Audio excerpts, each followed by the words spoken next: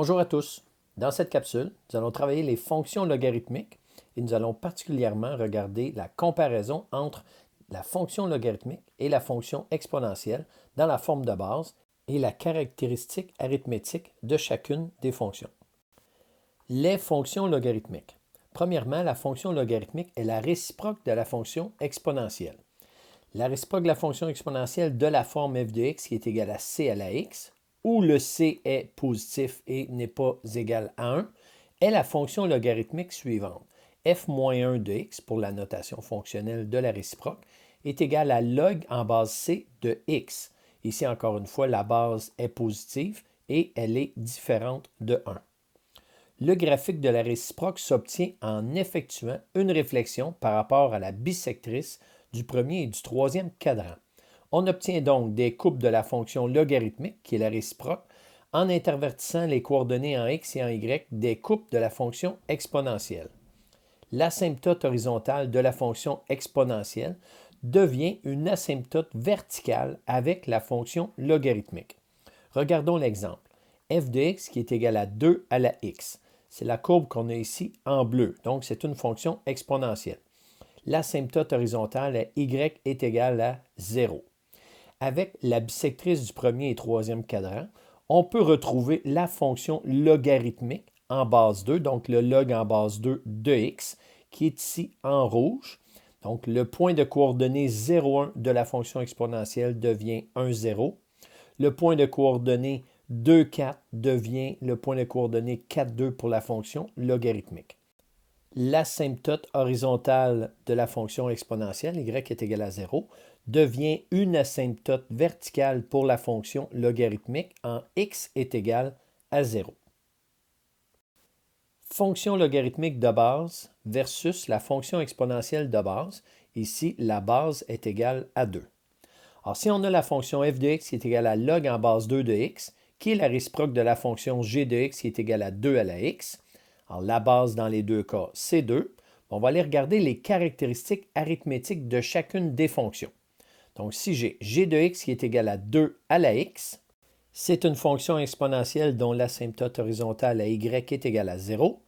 Et la caractéristique arithmétique, c'est pour chaque augmentation en x de 1, on voit que le y, qui est dans ce cas-ci le g de x dans la table de valeurs, est multiplié par 2.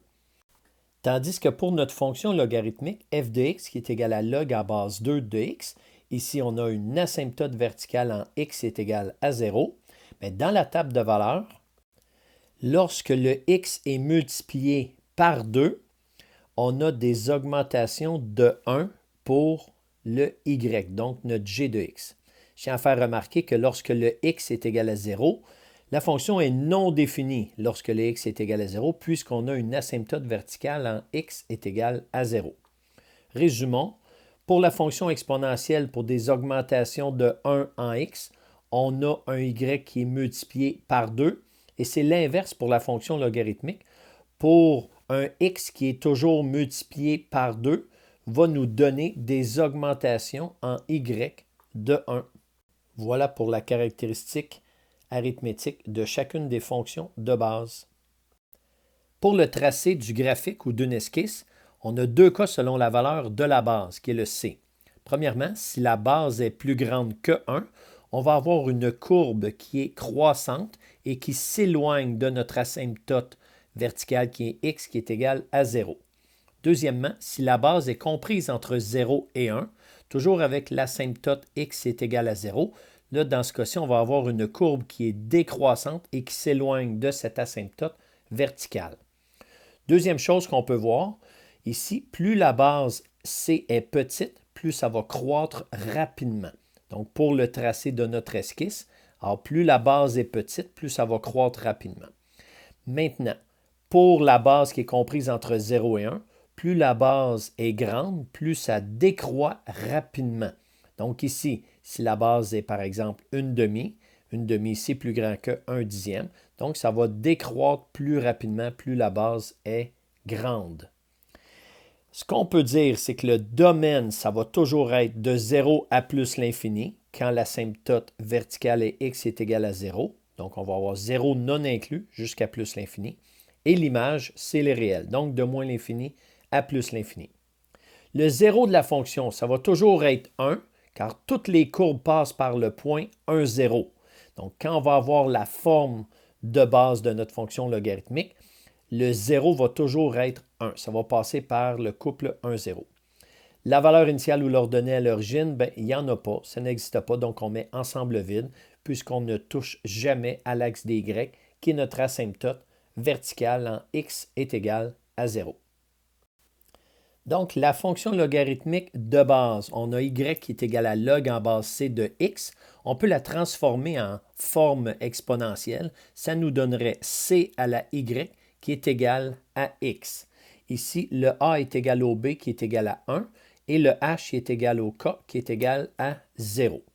Cette fonction nous donne l'exposant y qu'on attribue à une base c pour obtenir une puissance x.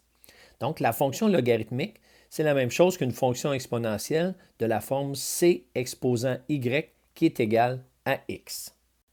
Au numéro 33, on nous dit « Complète la table de valeurs, trace le graphique et fait l'analyse de la fonction f de x qui est égale à log en base 4 de x. » Premièrement, dans la table de valeurs, puisqu'on a la forme de base, mais ici, on sait que la fonction ne sera pas définie lorsque x est égal à 0. Donc, je viens juste mettre un petit trait ici dans la table de valeurs.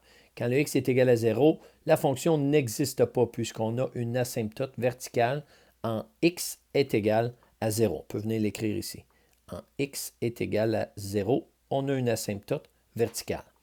Maintenant, on sait que la fonction passe par le point de coordonnées 1, 0. C'est ce que je suis venu inscrire ici dans la table de valeurs. Et maintenant, la caractéristique arithmétique, c'est on regarde le x ici, on multiplie toujours par 4 d'un x à l'autre, puisqu'on a la base 4. Alors, c'est pour ça qu'on va avoir des augmentations de 1 pour nos y. Donc, je vais juste remplir la table de valeurs avec les valeurs moins 1. Ensuite, on a 0, on va avoir 1 et on va avoir 2. Donc, avec les différents couples qu'on a obtenus ici, on va venir tracer le graphique. Maintenant, je vais aller faire les graduations. Pas de graduation pour le x, on va mettre 2, puisqu'on doit se rendre jusqu'à 16. Donc, ici, la dernière petite marque ici, c'est 16.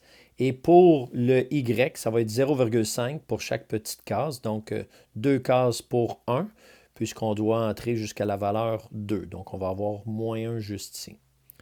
Donc, je vais aller placer les différents points qui correspondent aux différents couples de ma table de valeurs.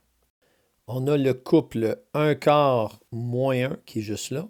On a le couple 1, 0, le couple 4, 1 et le couple 16, 2. On va maintenant relier chacun des points avec une courbe et on obtient la courbe que voici. Donc, c'est une courbe qui est croissante et qui s'éloigne de l'asymptote verticale qui est x qui est égal à 0. Maintenant, l'analyse de la fonction. Le domaine de la fonction f, c'est de 0 non inclus jusqu'à plus l'infini, puisqu'il y a une asymptote verticale en x qui est égale à 0. L'image de la fonction f, c'est les réels, donc de moins l'infini à plus l'infini. Le maximum de la fonction, c'est plus l'infini. Le minimum, c'est moins l'infini. La fonction est croissante sur son domaine, donc de 0 non inclus jusqu'à plus l'infini. Et elle n'est jamais décroissante, donc ensemble vide. Le 0 de la fonction, c'est 1. La valeur initiale de l'ordonnée à l'origine n'existe pas, donc ensemble vide. Et la fonction est positive de 1 inclus jusqu'à plus l'infini. Et la fonction est négative de 0 non inclus jusqu'à 1 inclus. Alors voilà pour l'analyse de la fonction de base f de x qui est égale à log en base 4 de x